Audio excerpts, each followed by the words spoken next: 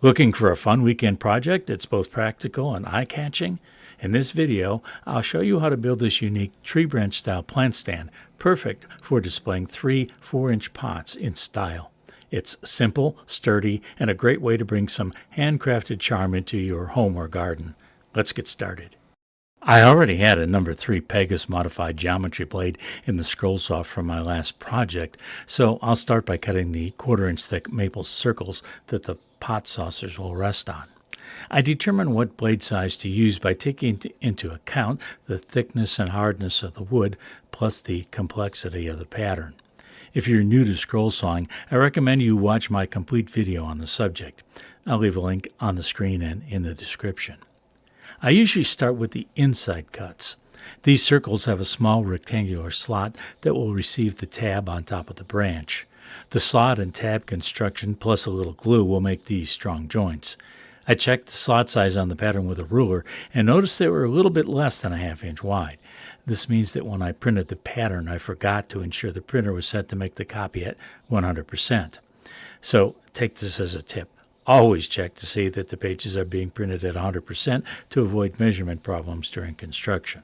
To make up the size difference, I'll cut on the outside of the lines. I believe that will give me a properly sized slot.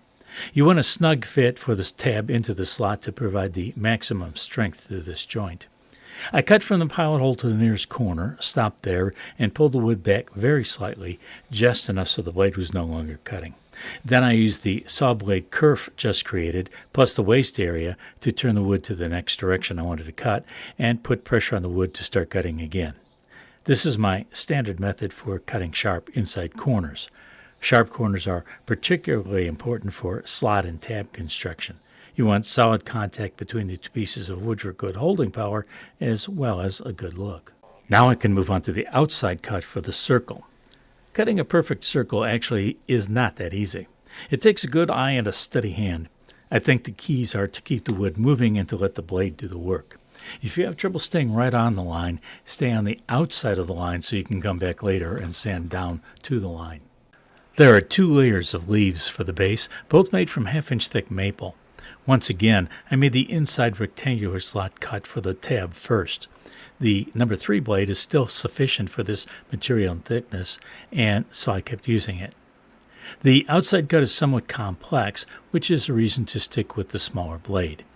More often than not, I switch to a number 5 blade for 1/2 inch material.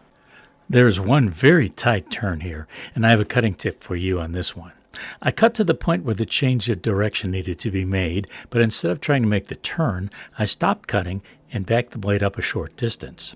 I used the saw blade kerf just created, along with the waste area, to turn the wood 180 degrees, and then I backed the blade dull side up to the point where I'd stopped cutting before.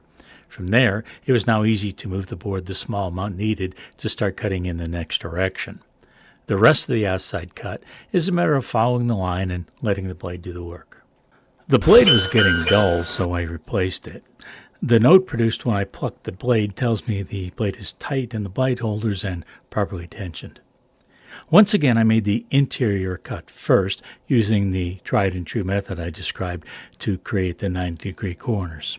This leaf shape is the bottom layer of the base, and I wondered whether the slot was necessary. It turns out that it isn't, so the next time I make one of these, I won't cut the slot in this piece. The outside cut for this piece did not have any complicated twists or turns. It was just a matter of following the line and letting the blade do the work. The number 3 blade was doing an excellent job, so I left it in place to cut the 1/2 inch walnut for the branches, the central part of the display. You can start cutting anywhere that's convenient, so I started at the upper right-hand corner. I followed the curved edge down to the base, which had the tab that would fit into the slot in the base. It's essential to cut the tab accurately because a snug fit into the base is necessary to ensure solid construction. If the fit is sloppy, the branches holding the flower pots could move, and you don't want that to happen. Glue can't make up for a loose fit. In addition to the tab on the base, there's a tab on the top of each of the 3 branches. A crosspiece will attach at the top of each branch's slot. The 2 pieces will then form a support for the round trays on which the pots will sit. It's a clever design, and I think it will work well and look great. With the outside of the branches cut, I moved on to the slots on the top of each. These will accept the crosspiece with a tab on top over which the round stands will fit. I find the easiest way to make these is to cut down on one side to the point where you would make the 90-degree turn and then back out. I make the parallel cut, and at the bottom of that one I make the 90-degree turn. I do this by cutting to the point at the bottom of the line, backing up the wood very slightly so the blade is not cutting, and using the kerf plus the waste area to pivot the workpiece 90 degrees. Then I cut the bottom that connects the two vertical lines. By doing it this way, I only have to make one 90-degree turn. The last pieces left to cut are the three cross pieces for the branch tops. I use the usual technique for making the 90-degree turns. The width of the slots was a bit narrow, again due to the problem of not printing the patterns at 100%. I cut on the lines, made a test fit, and then made another cut to ensure a perfect fit. It's always better if a cut is too small to begin with because you can always make it bigger. If it's too big, you can make it smaller. Once the parts were cut, it was time for a test fit. Many of the slots were not wide enough because the pattern wasn't printed correctly, but that was easy enough to fix. I tested each joint one at a time, determined if a fix was needed, and then returned to the scroll saw to make the necessary correction. The enlarged slot for the bottom of the branch was now a little larger than I wanted, but there's enough surface area touching between the two parts that the glue will do its job and the joint should be secure. I moved the bottom layer of the base into place, and it was then that I discovered my thoughts about a slot not being needed in this piece were borne out. The top piece is thick enough to receive the entire length of the tab on the branch's bottom. The first two cross pieces for the branch tops were snug fits, but the third was a bit too wide. I took it over to the scroll saw and sliced off a small piece. I must divide it well because it fit perfectly. All the pieces are now cut so that I can move on to assembly. The glue up for this project is straightforward. I use white glue for most of my projects. I purchase it in gallon bottles and use the large container to refill medium and small size dispensers such as the one I'm using here. It has a tiny tip which is ideal for applying a bead of glue to small parts. I'll start at the bottom and work my way up on this project. I squeezed out some glue on the bottom of the top maple leaf pattern.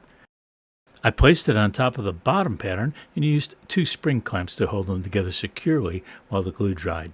Next, I added glue to the surfaces on the bottom tab of the branch display that would come in contact with the slot in the top of the maple leaf. There's no practical way to clamp this assembly, so I'll rely on gravity and the relatively snug fit of the parts to do the work. The parts I'm calling cross braces fit in the slots cut into each of the three branches. I squeezed a small amount of glue onto each of the mating surfaces and pressed them together. I spread glue on the top surfaces that will come in contact with the round stands that support the terracotta pots, then added the round stands. Due to the irregular surfaces on this project, I'll use warm satin spray polyurethane to finish it. It's easy to apply and dries pretty quickly. I'll give it a couple of coats, which will bring out the color and beauty of the grain, as well as provide a protective finish. And there you have it, your very own handcrafted plant stand, ready to show off those 4-inch pots with a touch of natural style. If you enjoyed this project, be sure to like, subscribe, and hit the bell so you don't miss the next build.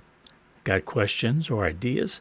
Drop them in the comments below. I'd love to hear from you, and I respond to every comment. Thanks for watching, and happy woodworking.